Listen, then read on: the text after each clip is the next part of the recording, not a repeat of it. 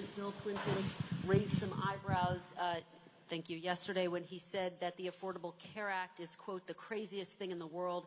He tried to clarify today. Do you wish he had used different words? Can you clarify what he meant? And do you worry it could undercut your argument that you want to build on and expand the Affordable Care Act? No, I don't. Let me, Tim and I have been emailing back and forth because I know how intense it is to prepare for a debate. And I'm really proud of how seriously he's taken that preparation. So we're going to keep emailing. I don't want to interrupt his rhythm by calling. I'll talk to him after it's over.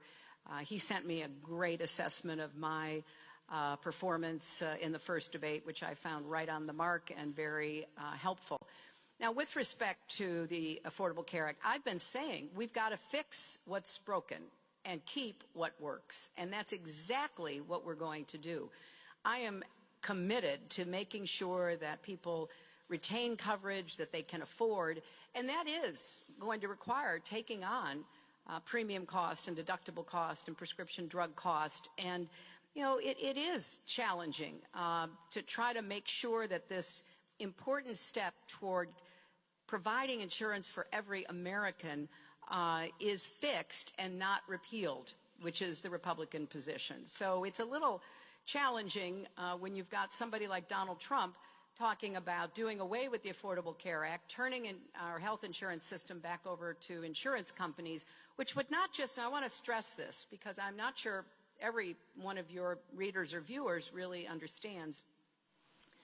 What that means is not just that the 21 million people on the exchanges would lose their coverage.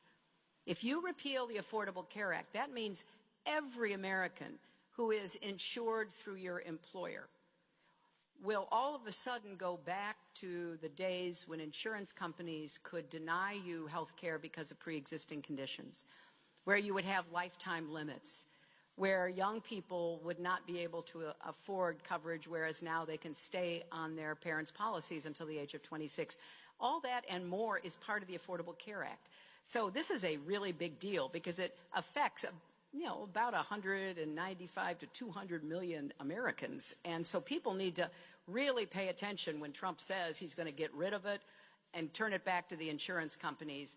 And then one of the strangest things he has said, and there's a long litany of those, but one of them is how he wants to let insurance companies sell across state lines. In fact, he told an interview about a year ago, hey, I don't care if China sells us our insurance policies.